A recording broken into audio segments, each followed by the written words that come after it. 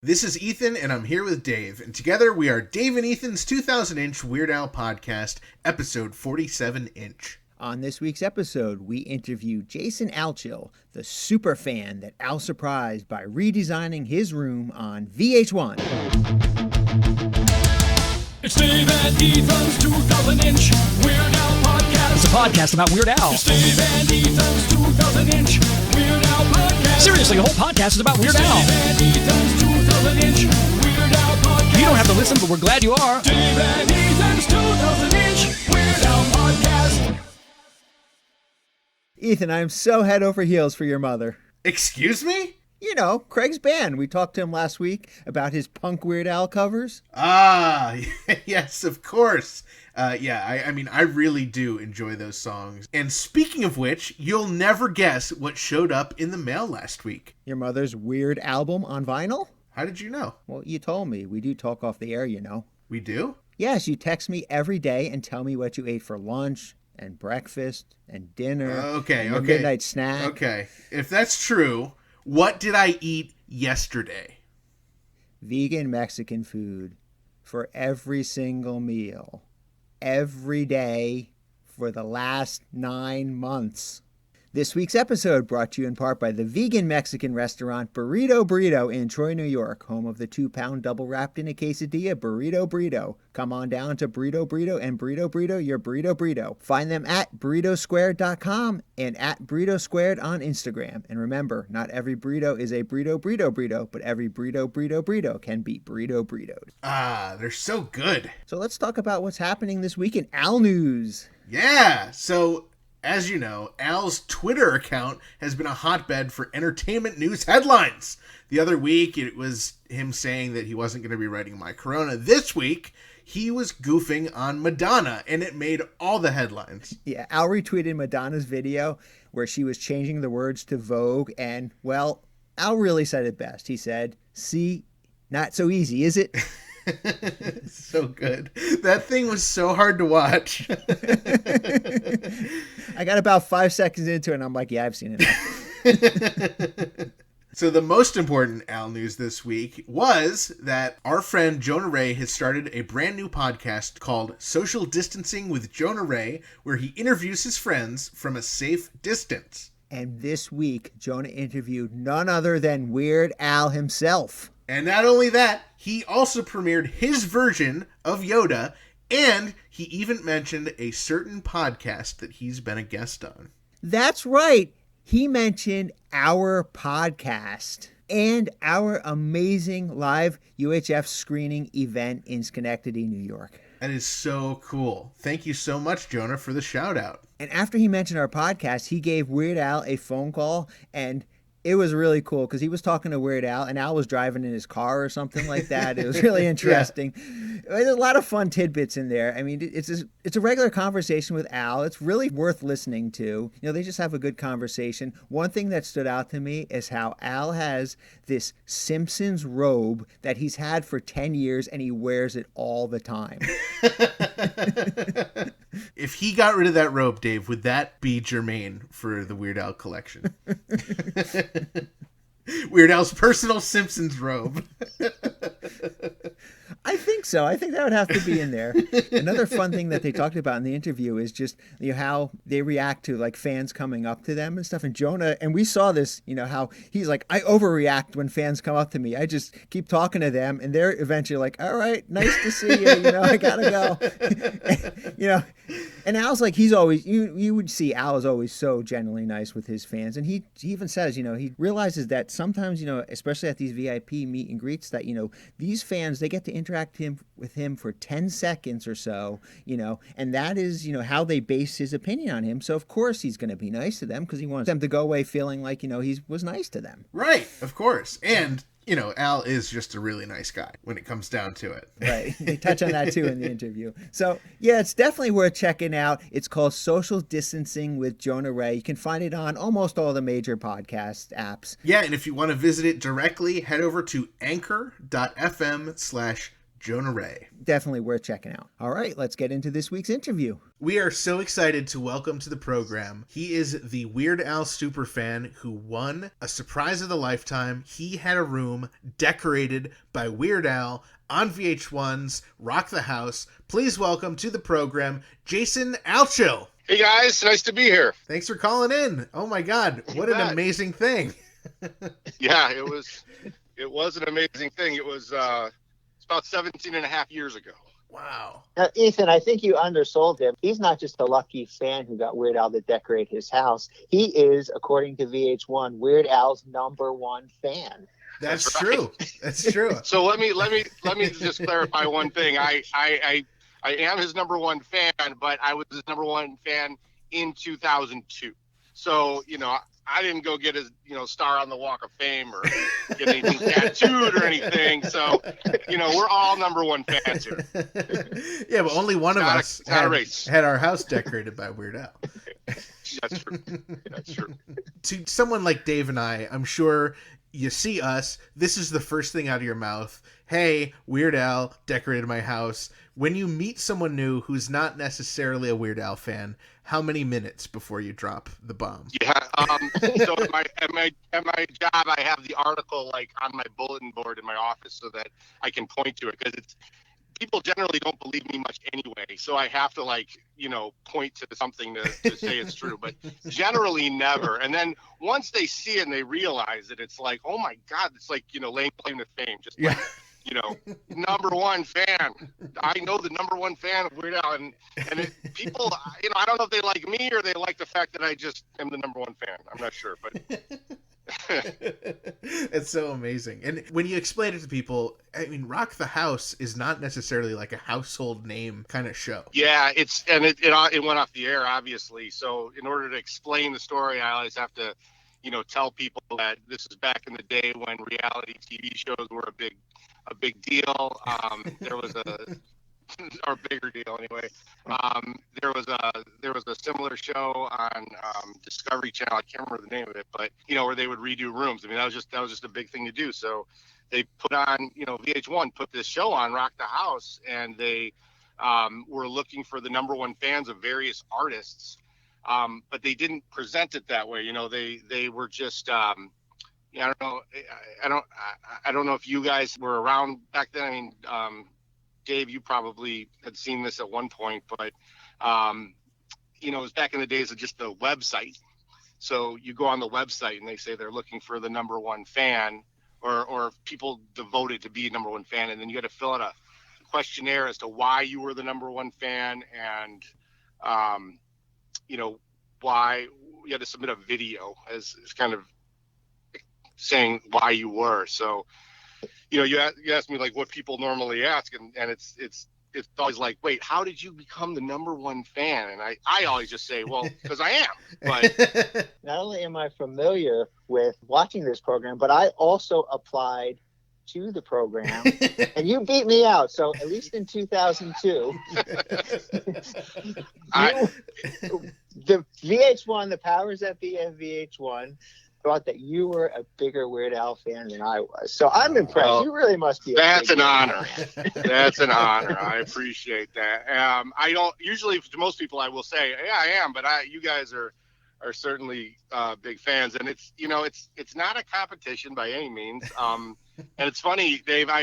One time when I was backstage after one of the shows, right after it had happened, I was in line with the 501st or whatever, and some girl came up to me and just kind of got in my face and said, kind of like what you just said. It's like, so I lost to you? And it's like, yeah, you did. I'm a bigger fan, I guess. I don't know. I didn't pick it. I just tell them Weird Al picked me, but I'm sure VH1 had something to do with it too. Yeah, that was what I was going to ask you. Who was the deciding factor? Was it VH1, or did Al have any input as to who got chosen? I was told that he reviewed the applications and that there were a lot of strong candidates. I'm sure you were up there, man. But no, they didn't. They said that he liked it a lot. And you can believe what you want for what they tell you, but I'd like to think that he picked me. Why wouldn't I? In the clip, it's Rock the House, and it's on YouTube if anyone wants to search for it. I think it's called Weird Al Rocks the House, and it's in 3 parts. In one of the clips, we saw a little bit of your video, but how long was your actual video that you submitted to Al? Yeah, so it had to be like, I'm going to say 4 to 5 minutes. And, back in the day, I thought it was like I was the only person with the complete Al or the authorized Al, because those were really, really hard to get back then. Yeah. And that was in my head. I mean, I know other people had it, but and I had an autographed part of the guitar from one of the shows, and I think if I showed in the video on the show, but I just had my son James, who was at the time like 2.5 months.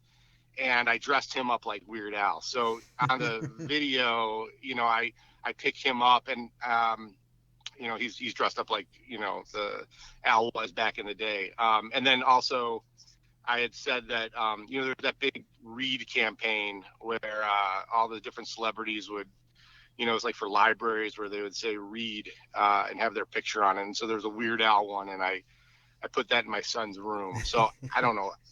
I think I also, they seemed like they could get whatever they needed out of me. Like I was easy to talk to or, approachable. I don't know. You weren't some freak with like tattoos of Weird Al in this band. Yeah, I'm trying to say that nicely. Not a freak, just I didn't have any tattoos, that's all. I know this was a long time ago, but do you know what the timeline was from you submitting this video to them actually showing up? Yeah, I think it was, I'll just say sort of like early summer, I think, because it was shot at the end of September. Okay. And then it aired on November 11th. So, I think they prepped, they did a lot of prep work. They, the idea was that it would, if anyone's watched it, or if you guys seen it, it's like they get me out of the house to go to a casino with my friends all day in Iowa. I live in Chicago. It's about 3 hours away. Okay. And that this was supposedly going to happen in a day, but it was really over 2 days. It was a, so the show was shot, I'm saying, over a 2-day period, and Al was there for just the second day, because the first day I think they were just setting up. I wasn't there. And the one of the craziest things about it all is that while it's awesome that he came over to my house and surprised me and gave me all these cool things, but he spent the whole day with my wife and my kid. I mean, so he knows her better on that show. So Karen always holds, she was a good sport for sure. No, maybe Karen was the actual winner, and did she submit a video? I mean, Karen is definitely lucky. She got to hang out, all day with Weird Al, and she's married to the #1 fan. Right. Yes. I'm very lucky too. I better be careful. I am though.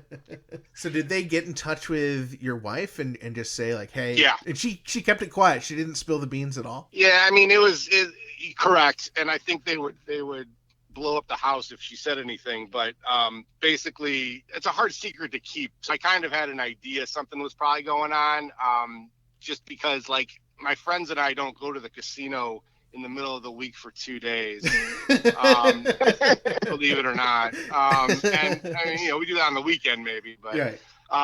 And then like there was just, I don't know if I can't remember if it's on the video, but like they were trying to stall for time, so they were asking me they had her call me and ask me to go get diapers at the store. And I don't get diapers at the store. Yeah. So it was just weird stuff like that. So you knew something was up. A surprise. I knew something was up, but I didn't know what the plan. I didn't understand enough of it until I got there and I saw it. And so on the show, the way they surprised me was that I walk into the house and then I'm like freaking out in my own way, and they VH1, like the hostess comes out and she's like saying, Jason, this is your Weird Al's #1 fan, you won, and he wishes he could be here. And they they play a video, a VHS tape of him saying, Jason, I'm sorry I couldn't be here, and then he jumps out and surprises me. And I knew right then that was it because, and Dave, I know you were there, Alcon in Evanston, 2000, I think it was 2000, 98. Yeah. So he did that exact same thing, where they played, I think, almost close to the same video where he was like, yeah, I'm sorry, I couldn't make it. And then he popped out of nowhere and showed up on stage. So then the moment you saw that, Al was playing the same joke that he played at Alcon 98 on you, were you freaking out inside? Say, where is he? Where is he? Ready for him to jump out? Yeah, kind of. Yes, exactly. Because I knew it. And then, I'm comprehending this. I think I can say it in the video. This is a lot to process. It's like, Weird Al, that's your house. Right. And your whole, I mean, that's huge. It's huge that Weird Al came to your house. And I mean, I idolize the guy. I've idolized him all my life. And, here he is. I'd met him a few times, backstage or whatever on a few shows. I got my pick. I met him at Alcon in 98. That was sort of the main time I really met him and talked to him. But I mean, this was surreal.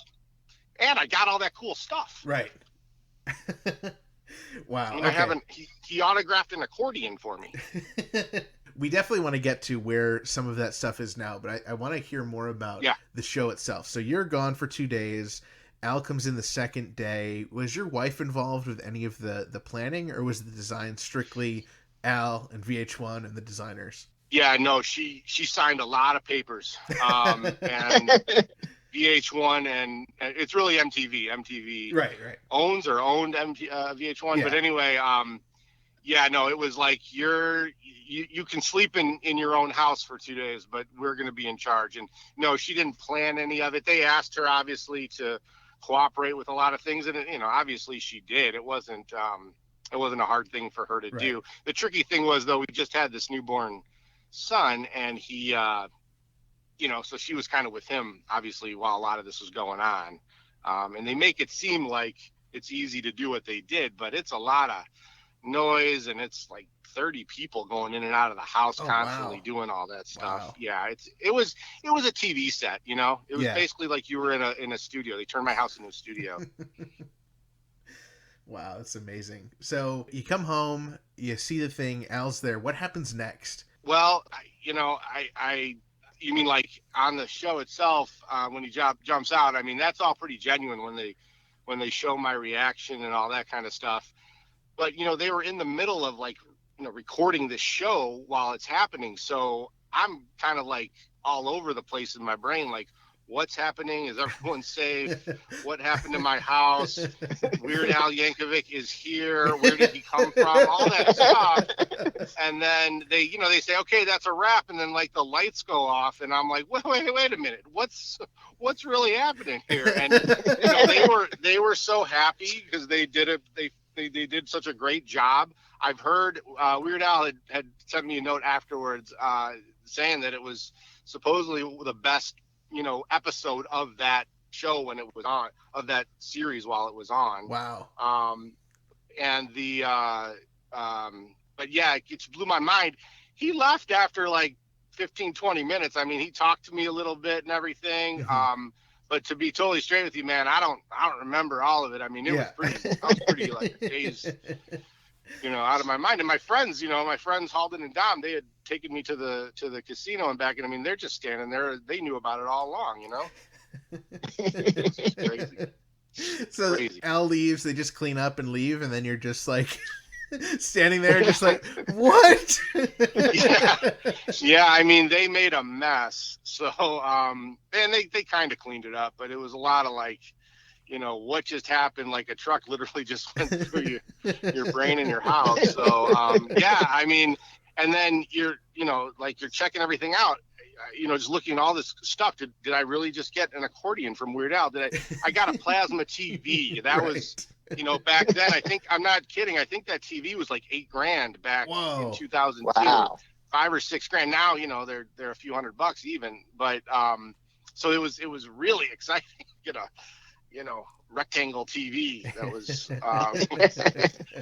digital or whatever. So that was cool. So I was excited beyond belief and grateful to my wife for making it all come together the way she did. And then I think I just told the world about it in an email. Yeah. And then, you know, when it came out on November 11th, you know, I had people over and we watched it, and it was just mind blowing, absolutely mind blowing. For the people who maybe haven't seen this or haven't seen it in a while, can you walk us through the room? Like, what actually were the features of this room? Yeah. So the idea for the TV show was that they were going to redecorate a room to the number one fan of their rock star's personality. So they didn't do Prince, but I always use that as an example. Like, if it was the number one Prince fan, it would be like purple, you know, that kind of a thing. Yeah. Whereas, so I said, well, I got Weird Al. And so the room the idea was that a missile had going off in the room, and then there was explosions with colors. I have the what do you call it, like the blueprint of it, and I can show you guys a picture of it. But cool. Basically, it was so they were trying to, you know, this isn't Weird Al making it up. This is, I think, the studio executives making it up and running it past Al that it was okay. So the idea was, you know, it's probably sponsored by Sony, so I'd have this plasma TV. They put a missile in the corner of my room, and it is legitimately a piece of an airplane is what it really is. But they painted it to look like it was a missile. And they put like cartoon, you know, explosions all over the place. They put a bunch of different like funky furniture. One of the furnitures, it was like a Jackson Pollock themed thing where they splashed paint on it during the day. And I think they were just trying to teach viewers, like how to paint on a couch or something. I don't know. But, so I had these two couches with paint splattered all over it. And then I had, what was really cool on the show was a tribute to Wheel of Fish, was a coffee table with fish in it. Yeah. Yes. And it looked so cool. But if you think about it, you know, if you had a coffee table in your living room with fish in it, I mean, it's not that practical. No. Fish didn't make it long, and it just got smelly, and it didn't work. But it was a really cool thought for sure. And I think a lot of the stuff, they just got a lot of like colorful type, you know, shelves and drapes and things like that. I think from IKEA. That's what I think they did. But it's a lot. I mean, it was like literally like, you know, drapes and I got a weird like CD player from Sony too that I could play my Al music on or something like that. But yeah, it's just a lot of cool stuff. And the you know, anyway, yeah, sorry. That's kind of what it overall looked like. There are a couple other things that you didn't mention, and I want to ask you about them. And that is, you did mention earlier the signed accordion, but you did not mention the Eat It cake. So, okay, that's a great example of because if you're going to ask me where some of this stuff is, I'm going to tell you some of the stuff I don't know, because that they put a cake in there, you know, as a homage to Eat It.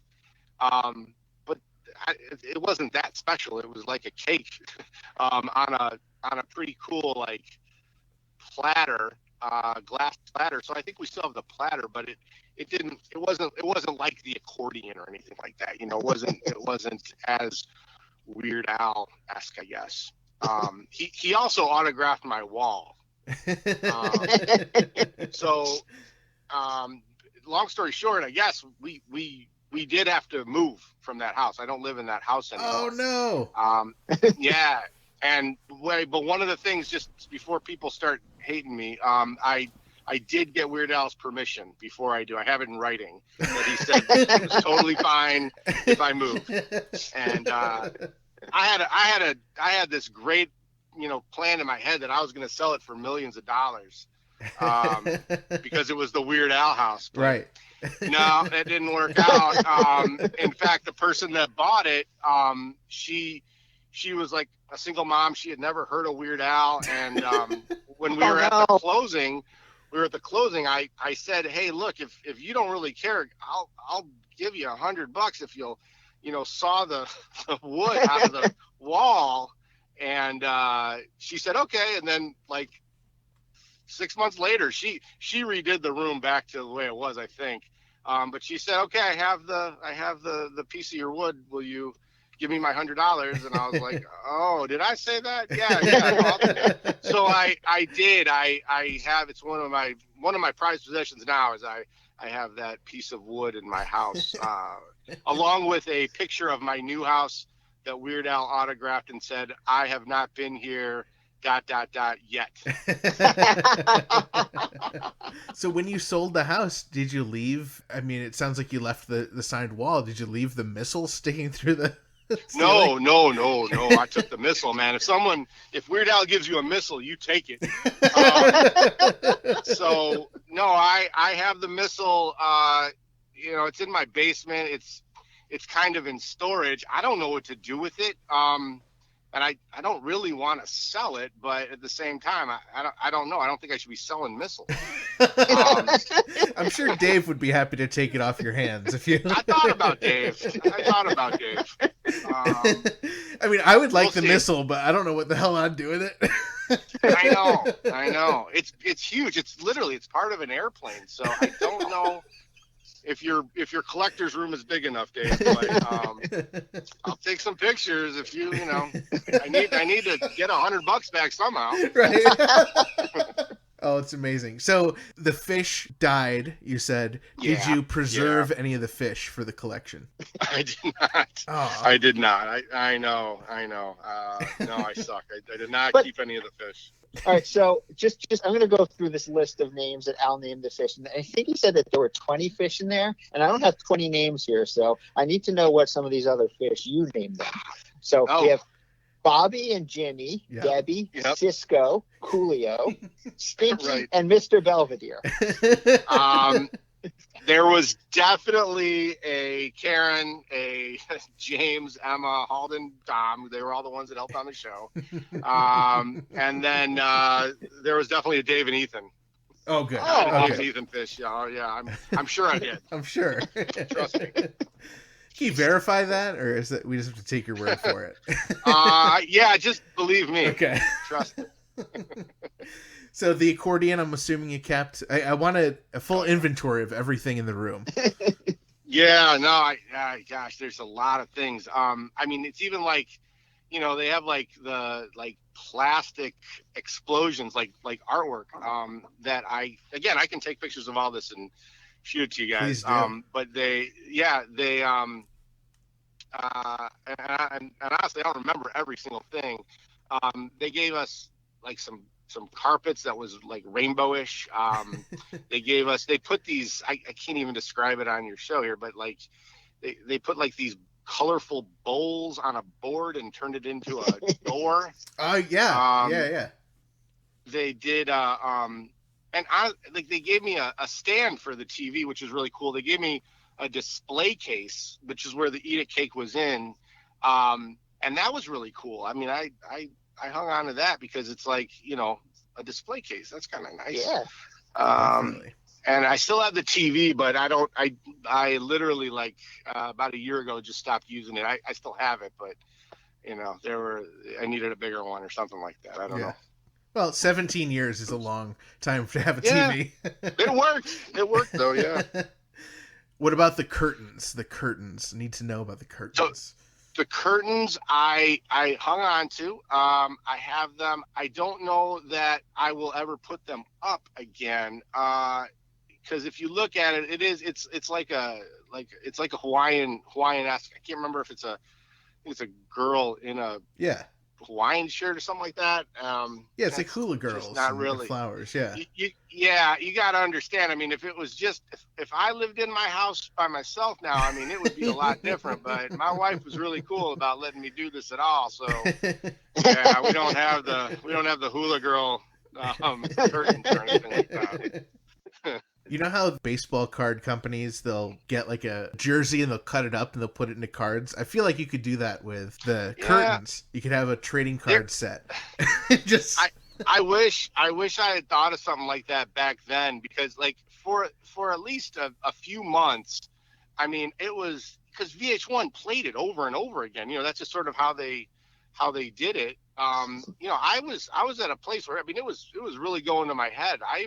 I got stopped in a mall once or twice where people like recognized me. It was Wow. it was just Wow. really strange. So yeah, I mean, like you have like a 15 minutes of fame, and it was just really cool. I wish I had thought of the idea of capitalizing on it, like shredding up the curtains Yeah. and selling it off. But I at that point in my life was like, I'm never moving. We're living here forever. But like I said, I had to confirm that was cool with Weird Al before I did that. Jason, don't worry.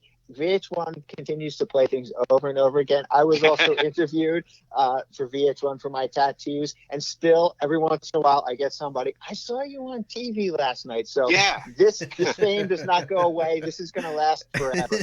But I think, Dave, your tattoo when you were on TV was a few months after this show.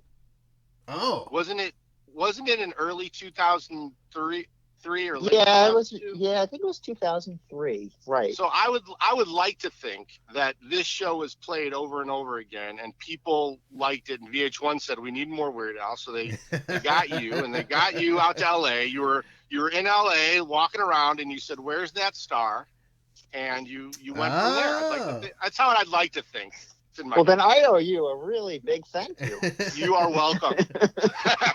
Jason, no, that's not true. Can you get me on VH1? I haven't been on yet. Out of the three of us, You have not.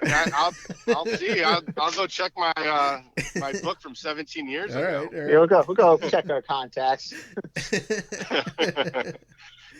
For sure. Maybe they have you have your hair permed like Weird Al or something for their next episode. True. So again, when I was sort of like in that cloud of, oh my God, what is happening here? I did say something to Al, like, how do I thank you or something like that. And he said, just email Bermuda. That was sort of his quick answer. So from when it was over, that was what I did was I was going through Bermuda, and man, those guys were all just so cool. They let me, they'd give me passes to go backstage and stuff like that. And it was just cool that he knew me. That was like the real prize for me. I mean, like this connection that I had with him really was the value, and the accordion. Yeah. But one of the things I asked, so I emailed Bermuda, like, oh, seriously, like I think I did 27 questions just on purpose. And then Bermuda was like, you can ask 3 of these. So I chose to ask Al if I could give him some furniture back, if I could, buy something for him, to which he said that him and Suzanne are fine with what they got, but thanks. I asked him, I think I said, could I be in a video? And he said, everyone wants to be in a video. Oh, I said I'd do it for free. And he said, everyone pretty much does it for free anyway. But he said, but if I ever need somebody that looks like you, yeah, definitely, or something like that.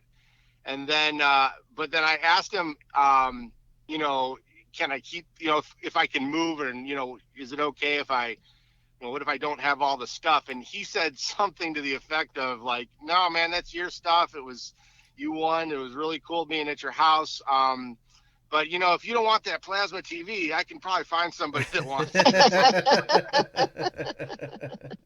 That's so great. He's always funny. So a couple years after this whole thing, you contributed some behind-the-scenes photos to the Weird Al Star Fund. Can you guys tell me about that?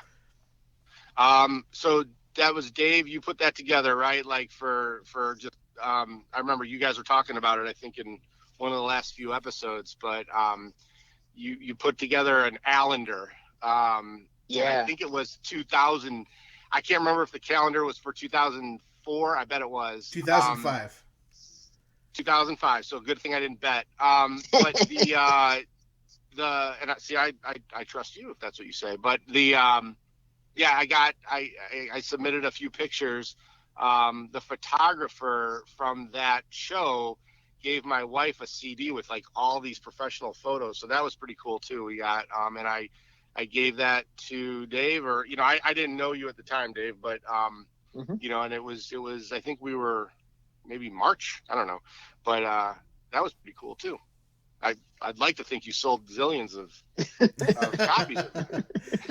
Single-handedly, Yeah, I'd like to think that. that Allender got the 40,000. Oh, awesome. Well, there you go. 2005 was a good year. Yeah. That's right.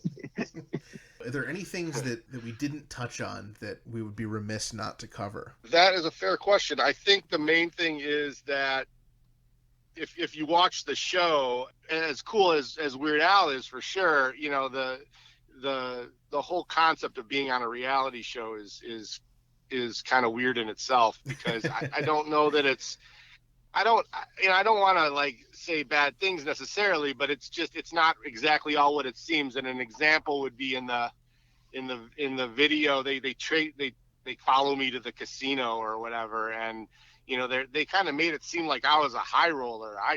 I don't play. They were trying to like build me into somebody that I really wasn't. I mean, I didn't care. I mean, people that know me, but it was just like, they were saying, yeah, he's drinking and gambling and throwing a lot of money as the high roller or something like that. And that they were just saying that to make it seem cool. Like when she would call me on the phone, like, I don't even think there was nobody was really checking in with anybody. It was just all for show. Right, so right. I don't mean to like play it down or anything like that, but that was the only thing. It was interesting seeing that. And, you know, Weird Al is just so cool about everything. So, you know, I mean, you always hear about how nice and genuine he is and all that. But I mean, it was true. It was right there. It was so cool. Oh, one other thing that did happen was, so I was 29 at the time, and I was turning 30 in November, and my wife had him like sign a card for me. Oh, cool. Like a 30th birthday card, right? So that was really cool, getting a card from him. But then also, and I don't know when Nino was born, but he told Karen that him and Suzanne were expecting, like, his first kid. And wow. So Karen told me about that the next day, and this is, again, it was just websites. There weren't even smartphones back then. I don't know if he had announced it officially or how that all worked back then, but it was pretty crazy, because then like a few weeks later, I mean, you know, it was in Entertainment Weekly or something like that, or it was more known. I was like, wow, you know, he told my wife before he told them or something like that. So that was pretty crazy. Wow. Yeah, no. And I mean, I think it's just kind of like the aftermath of the whole thing. Like I said, is just a lot of people, you know, being excited for me, and then also just having this connection with Al was really a cool prize. And you know, even, you know, as you guys know, like, knowing the rest of the guys in the band is really cool too. Bermuda's awesome. He always gets right back to you, and he's I just always feel that connection. So in the video, we got to see a little 3-month-old James with his really curly hair. And right. You said that you hope he grows up to be like Weird Al. So did he grow up to be like Weird Al? That's a great question, Dave. I'd say that James is definitely very funny and very talented, and you know, he definitely enjoys music a lot. So, you know, when he's 17 now, so when Weird Al was 17, you know, he was obviously still, you know, getting started. So who knows? James could end up like Weird Al Part 2, I suppose. But he's on the track. I mean, he definitely he's funny, and he likes Weird Al. Hey. And my daughter too. Same thing too. That's good. Awesome. Looking forward to see the Weird James. Absolutely. We'll do a follow-up at some point in a few years. No, we'll be doing a podcast about him in a couple of years. Oh, he's down. I guarantee you. Yeah, he's into it.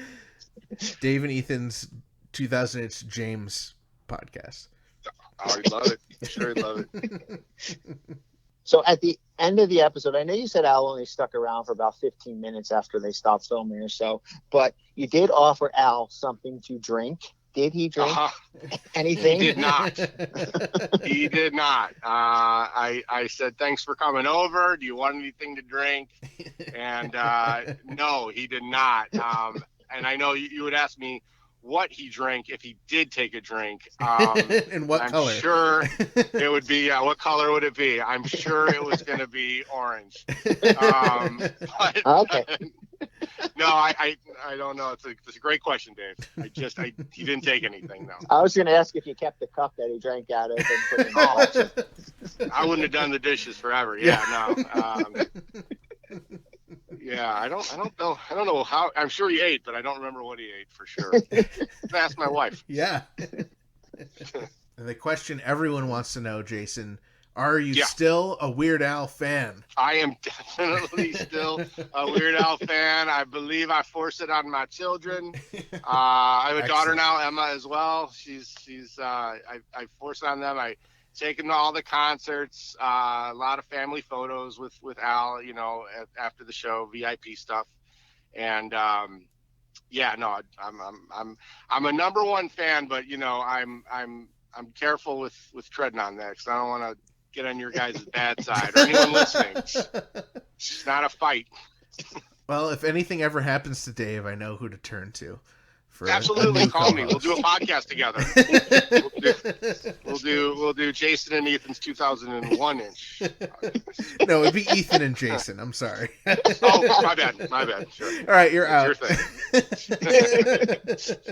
It's cool. Jason, thank you so much for joining us. What an amazing experience, and it's so cool that you get to experience that and keep artifacts from that and the news story, and you get to watch it on YouTube. That is so cool. Well, thanks for having me on. I appreciate it. You guys are awesome. It's really fun to get a chance to talk to you guys. Huge thank you to Jason Altschul. How freaking cool was that, Dave? That was so cool. We finally got to talk to Weird Al's number one fan. After all this time, we finally got to talk to him. You're right.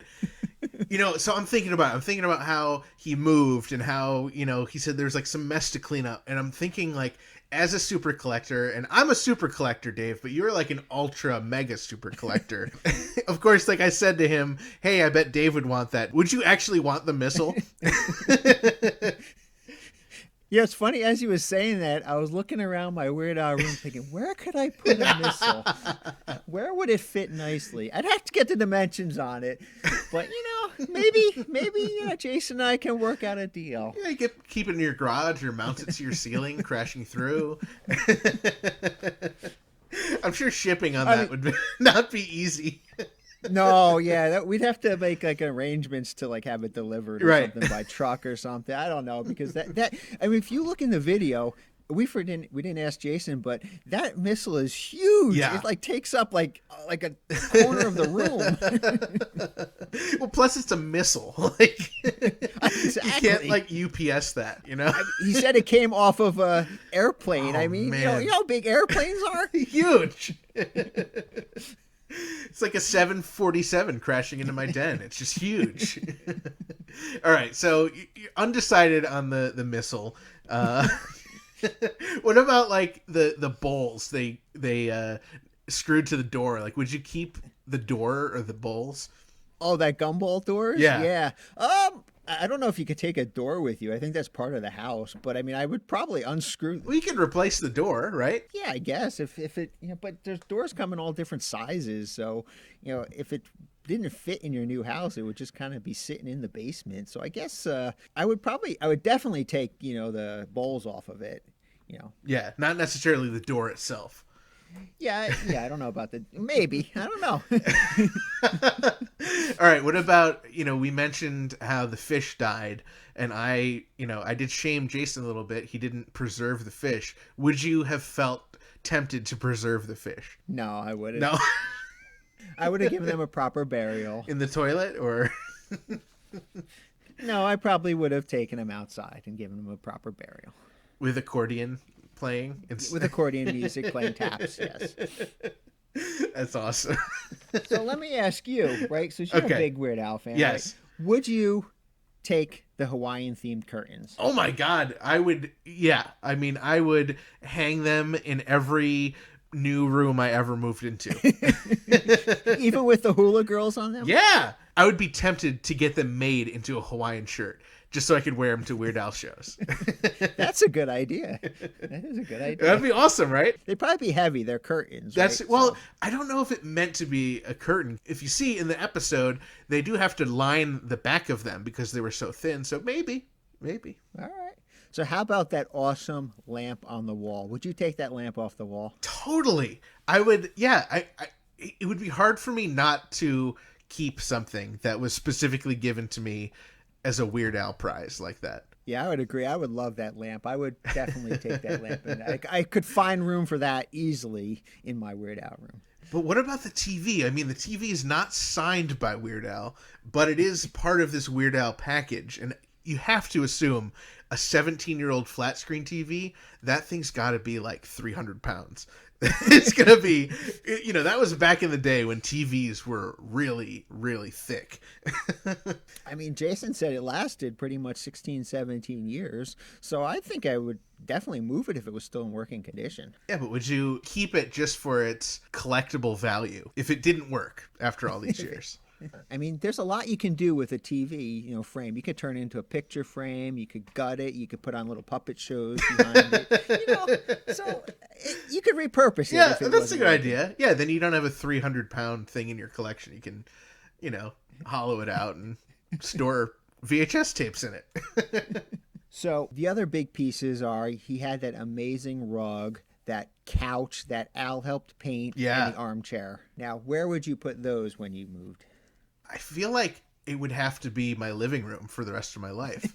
Those I would have to reuse them every single place I ever lived. Now, but Al painted, right? He helped paint that couch, Right. And you would actually sit on his artwork? Yeah, that is a good point. Maybe I would carefully skin the couch and then turn it into wall art. You could get some of those plastic covers and just cover the couch. Oh, that's true. Like a grandma's house. Like That would be really funny.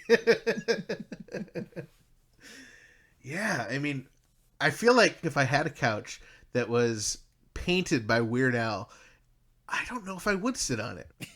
I certainly wouldn't want like my friends sitting on it. Like I would let you sit on it, Dave, because I know that your butt would be respectful. But some people just their butts aren't as respectful to Weird Al paint. Although it would be, you could eat like French fries and hot dogs on the couch because if you spill, it just looks like the couch. It wouldn't matter, right? Spill some mustard here, yeah, a little bit of ketchup over here. Some relish. No one would know. All right. So, lastly, I got to ask you that great Weird Al Eat It cake. Would you try to preserve the cake, or would you just go ahead and eat it? Now, that's what I wasn't completely sure. Was it a fake cake or a real actual cake? It was a real actual cake that was, presented to him and on a platter, which he kept the platter, which right. I think both you and I would agree we would keep the platter. Oh, of course. I would try and share a piece with Al before he left, I think. Do you think that it was kind of like an afterthought and they just were eating cake and they're like, hey, let's just give this to the guy? Do you think Al just carries around cake with him everywhere he goes? Yes. Okay. I did like that Al rode up on a moped at the beginning of the episode. That was really funny. Well, I think that we should post a link to those YouTube videos in our Facebook group so people can check them out and see the full episode because we've, of course, gone through and talked about them all. And I'd love to hear some of our fans' ideas about what would they do. Would they sit on the couch? Would they preserve a goldfish? Yeah, and I want to really thank Jason for sharing all those amazing pictures with us. And you can check those pictures out over at group.2000inch.com. If I was surprised with a Weird Al room, I bet you can guess who would be the first person that I would call. Well, obviously it would be me. Right? It would be me, right? Well, I would call the Don Ferlazzo Allstate Agency in Clifton Park, New York, which this podcast is brought to you in part by. If you drive like crazy or are about to buy you a condo, Don Ferlazzo and his team can help you with crazy good auto, home, and renter's insurance. Plus, the Ferlazzo Agency can protect all your favorite stuff, like the giant missile crashing through your house!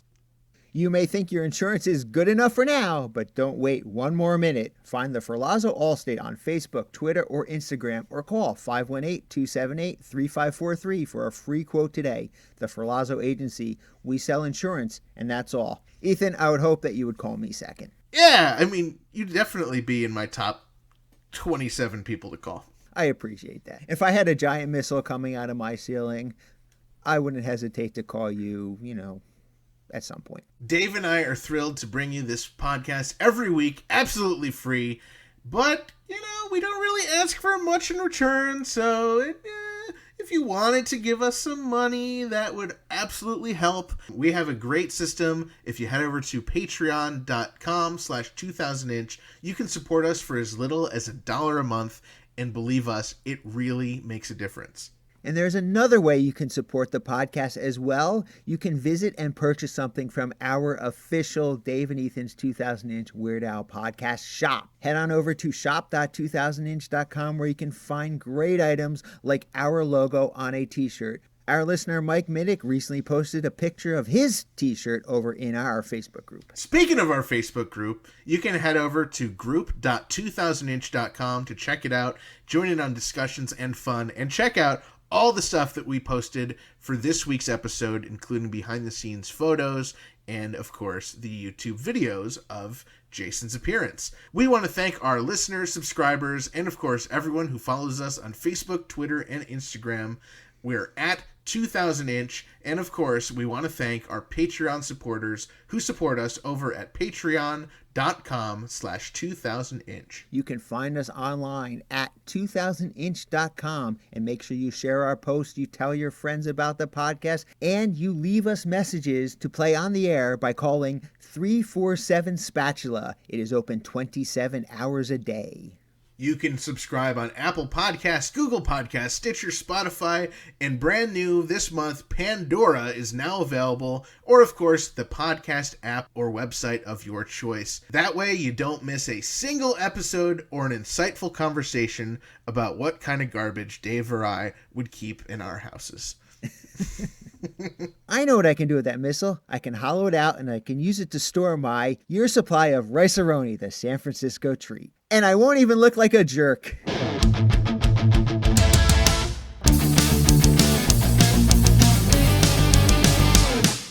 That was Dave and Ethan's 2000-inch Weird Al podcast, episode 47-inch.